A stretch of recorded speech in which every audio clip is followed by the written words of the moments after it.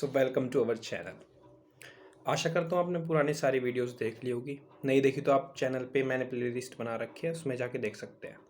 तो आज जो मैं टॉपिक रखूँगा वो होगा थोड़ा वर्ल्ड से रिलेटेड। और काफ़ी सारे ग्रुप्स आपने नाम सुने होंगे, G7 G8, रसिया की कैसे एग्जिट हुई उससे। तो ये सारी बातें करेंगे। देखिए, कोई भी चीज़ होती है ऐसा नहीं वो बिल्कुल प्रेजेंट में, वो हिस्ट्री से ज़रूर लिंक्ड होती है कुछ ना कुछ।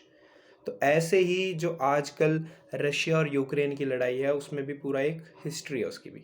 अब आप समझ जाओगे क्या रशिया और यूक्रेन की लड़ाई है इस वीडियो के एंड तक। तो ज़रूर देखना इसको, आपको काफ़ी सारी चीज़ें सीखने को मिलेगी इसमें। सबसे पहले हम बात करेंगे, पहले मैं बाद में दिखाऊंगा कि वर्ल्ड वॉर टू में क्या हुआ था, क्योंकि वर्ल्ड वॉर टू से ही मैं आपको चुटकियों में याद करा दूंगा। G7 G8 आपको कभी याद ही नहीं करना पड़ेगा।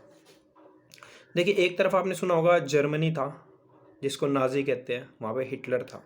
इतनी बात पता है आपको। तो हम समझते हैं दो साइड थी इस टाइम वॉर में। एक साइड पे 4 कंट्री थी और एक साइड पे 3 कंट्री थी। ठीक है, अब 3 कंट्री को समझो। पहली थी जर्मनी, एक थी इटली और एक थी जापान। समझ गए? ये एक साइड थी। इनको कहते थे axis power, Germany, Italy and Japan. Map में भी दिखाऊंगा आपको। और दूसरी साइड थी जो मोस्टली जिनका प्रोस्पेक्टिव सेम रहता है कंट्रीज का, इनमें से 3 का रहता है। अभी एक इसके खिलाफ है, वो बताता हूँ, वो हम अगली वीडियो में कवर करेंगे। ठीक है, कैसे प्रोस्पेक्टिव अलग हुआ। देखिए, ये 4 कौन सी थी। एक तो आज का अमेरिका USA, एक यूनाइटेड किंगडम, एक फ्रांस और एक रसिया। इन तीनों की सोच एक जैसी है, लेकिन रसिया बिल्कुल अपोजिट रहता है। ठीक है, अभी ये अगली वीडियो में बात करेंगे क्यों ऐसा। तो समझ गए, यहाँ पर 3 कंट्रीज है। कौन सी? जर्मनी, इटली और जापान। और इधर कौन सी है? USA, UK, France and Russia. अब इसको मैप पे देखते हैं एक बार, फिर आपको बिल्कुल एग्जैक्ट याद हो जाएगा ये। देखिए, ये वर्ल्ड मैप है हमारा। ठीक है, अब देखिए यहाँ पर क्या है, USA। फिर इधर आके एक ही साइड की कंट्रीज देखिए आप। हमारे कहाँ पे? यूरोप में। यहाँ पे ये लाई करता है क्या? United kingdom. मैंने एक वीडियो बना रखी है, नहीं देखी तो उसको जाके देखो। ठीक है, UK यहाँ पे हो गया। फिर यहाँ पे एक कंट्री है ये वाली, फ्रांस। और यहाँ पर क्या है? पूरा रसिया। अब एक साइड तो होगी ये, और जो दूसरी साइड है वो क्या है? देखो, फ्रांस और UK ने किसको घेर रखा है यहाँ पर? जर्मनी को। तो एक तो होगी जर्मनी, एक इधर जाके है कंट्री क्या? इटली। आप मैप में देखना, ये रहा इटली, ये लिखा हुआ है। तो ये कौन सी होगी? इटली। तो आपने क्या देखा? जर्मनी, इटली, और जो लास्ट है वो है जापान। और जापान किधर लाई करता है? इस साइड, ये रहा। तो वॉर में आप समझ गए कि एक साइड कौन सी थी? USA, UK, France and Russia, और दूसरी साइड जर्मनी, इटली और जापान। इतनी बात क्लियर है भाई। इन 7 कंट्रीज को जोड़ दो और इनके साथ एक और कंट्री ले लो। कौन सी? कनाडा। कनाडा कहाँ लाई करता है हमारा मैप में? बिल्कुल USA के ऊपर, यहाँ पर। ठीक है, तो मैंने ये 7 कंट्रीज और एक क्या? कनाडा। तो अगर आप इन 7 कंट्रीज और कनाडा को जोड़ दोगे तो यही ग्रुप था जिसको कहते थे G8, ग्रुप ऑफ 8। और अगर इस ग्रुप में से आप रसिया को निकाल दोगे तो उसको ही कहोगे आप G7। अब हमने इतनी बात देख ली। अगर हमें वर्ल्ड वॉर 2 की कंट्रीज याद है तो हम G7 और G8 बहुत आराम से याद कर सकते हैं। अब पूरी हिस्ट्री सुनो कैसे बना G7 G8। मैं आपको पिछले लेक्चर में पढ़ाया था आपको इजराइल पैलेस्टाइन इशू, उसकी बात पूरी यहाँ नहीं करेंगे। उसका एक हिस्सा मैंने वहाँ पे छोड़ दिया था। देखिए, मैंने बताया इजराइल एक यहूदियों का देश है और दूसरा क्या है? मुस्लिमों का, अरब कंट्रीज आसपास है जो। तो इनके आपस में लड़ाइयाँ थी। तो इसी बीच एक और वॉर होता है यहाँ पे। सबसे पहले मैंने बताया था 1967 में 6 डे वॉर था। और उसमें इजराइल ने क्या किया था? इजराइल ने आप अपना तो सारा इलाका कब्जे में कर ही लिया था, और साथ में सिनाई पेनिनसुला ले लिया था इजिप्ट से, और गोलानाइट सीरिया से। इतनी बात क्लियर है।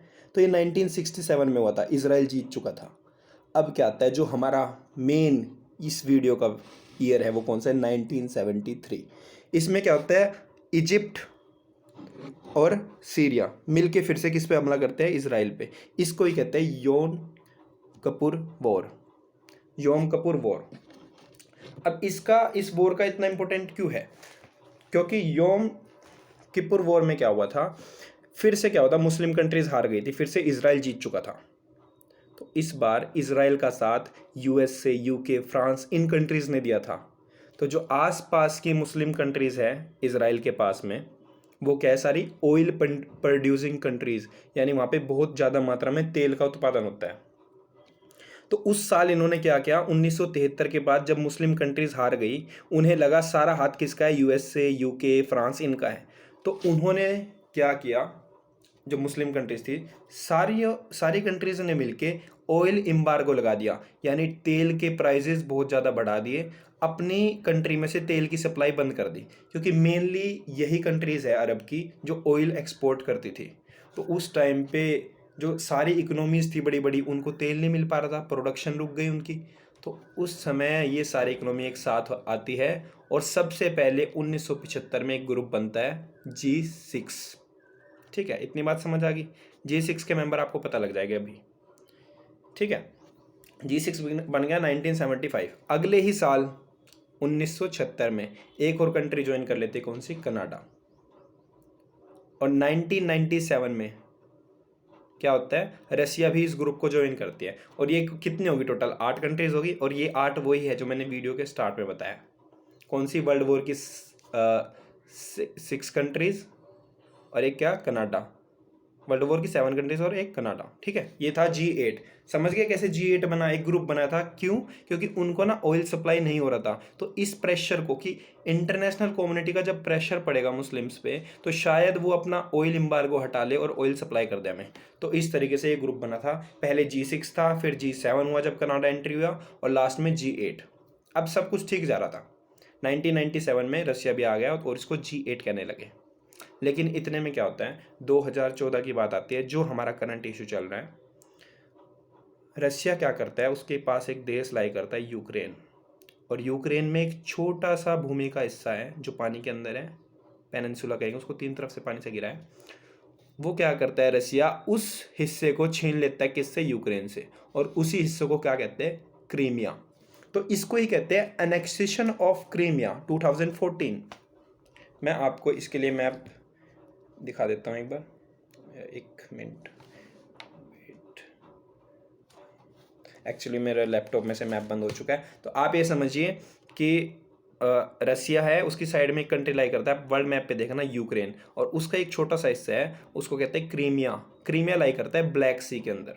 ठीक है, अगर आप चाहो तो मैं आपको एक बार दिखाई देता हूँ वर्ल्ड मैप, थोड़ा आपको अलग लगेगा। ये देखिए, यहाँ पर अगर आप देखो, ये रसिया है हमारा, और रसिया के पास क्या है, यूक्रेन। और ब्लैक सी के अंदर ये वाली जो जगह है, इसको कहते हैं क्रीमिया। ये ब्लैक सी के अंदर तीनों तरफ पानी से घिरा हुआ है, इसलिए इसको कहते हैं क्रीमिया का पेनिनसुला। तो रसिया ने क्या किया, 2014 में क्रीमिया को छीन लिया, किससे, यूक्रेन से। तो इस बात से जो सारा वेस्टर्न वर्ल्ड था, यानी जो सारी कंट्रीज थी, वो गुस्सा हो गई, किससे, रसिया से। और फाइनली वो क्या करती है, 2014 के अंदर ये कह देती है कि हम रसिया को G8 से निकाल रहे हैं।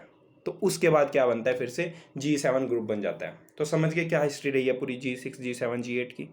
और करंट में क्या चल रहा है, भले ही क्रीमिया को छीन लिया किसने, रसिया ने, रसिया अब भी बाज नहीं आ रहा। उसने क्या किया है, यूक्रेन के साउथ वाले हिस्से में अपनी मिलिट्री को डिप्लॉय कर दिया है। और साथ में मैंने जो अभी आपको ब्लैक सी दिखाया, ब्लैक सी के अंदर भी रसिया की नेवी तैयार खड़ी है, ठीक है, यूक्रेन पे हमला करने के लिए। तो ये सारी बातें थी जो हमें इस वीडियो में कवर करनी थी। अब मैं बताता हूँ यूक्रेन के साथ कौन है। देखिए, रसिया का सबसे बड़ा दुश्मन यूएसए है, अमेरिका। इसके लिए मैं अगली वीडियो बनाने जा रहा हूँ, नाटो क्या है, यूएसएसआर क्या है, तो उस वीडियो को जरूर देखना। तो अभी ये समझ लो, यूएसए का सबसे बड़ा दुश्मन क्या है, रसिया है, रसिया का सबसे बड़ा दुश्मन यूएसए है। तो जैसे ही रसिया अटैक करेगा यूक्रेन पे, तो यूएसए ने कह रखा है कि हम अटैक करेंगे किस पे, रसिया पे। और यूएसए की ही एक फोर्स बनी है, उसको कहते हैं नाटो, जो अगली वीडियो में देखेंगे। तो नाटो ने भी कहा है कि हम क्या, यूएसएसआर पे अटैक कर देंगे, यानी रसिया पे हम अटैक कर देंगे। तो ये सारी स्थिति चल रही है। क्रक्स में बात बताऊं तो रसिया अटैक नहीं करेगा, बस वो ये दिखाना चाह रहा है कि वी आर एक्सपेंडिंग पावर। ठीक है, हम भी बहुत दमखम रखते हैं, आसपास की कंट्रीज को दबा के रखेंगे, ठीक है, जिससे यूएस से भी सोचे हाँ ये एक्सपेंड करना चाह रहा है। तो ये अपना एक किस्म से ये हार्ड पावर होता है, यानी show case your power with weapons. तो इस तरीके से वो मिलिट्री डिप्लॉय करके ऐसा दिखाना चाह रहा है। So hope you like it, और इसको शेयर कर देना अपने दोस्तों के साथ। और इस तरीके से आप अगर पढ़ोगे ना कनेक्ट करके, तो ज़्यादा दिनों तक आप याद रख पाओगे। अभी देखिए मैंने आपको दिखाया सारा, जो 3 कंट्रीज थी उनको कहते हैं एक्सिस पावर, और जो 4 थी उनको कहते हैं एलिड पावर, और इनके साथ अगर कनाडा को जोड़ दो तो G8 बन जाएगा। फिर मैंने आपको इसमें बता रखा है कि कैसे रसिया को मेंबरशिप से निकाला गया, क्योंकि उसने क्रीमिया को अनेक्स किया, और सारी स्टोरी इसके अंदर है कि रशिया ने कब 1997 में ज्वाइन किया और कनाडा ने 1976 में। ये सारी बातें हमारी इसमें G6 G7 G8 G7 फिर से बन गया, अब G7 है क्योंकि अब रसिया बाहर है, लेकिन आसपास की जो ये कंट्रीज़ है वो चाहती है कि फिर से रसिया आए, क्योंकि रसिया भाई एक बहुत डोमिनेटिंग फैक्टर है वर्ल्ड पॉलिटिक्स में। ठीक है, वर्ल्ड की पॉलिटिक्स रसिया के बिना नहीं चल सकती। इंडिया का सबसे अच्छा मित्र है रसिया। ठीक है, ये बात बताइए। लास्ट में लोग है यूक्रेन को सपोर्ट कौन कर रहा है? NATO and USA. और एक बात, यूक्रेन मेंबर नहीं है नाटो का। अब अगली वीडियो में मैं आपको बताऊंगा नाटो और यूएसएसआर क्या है। So hope you like it. Thank you.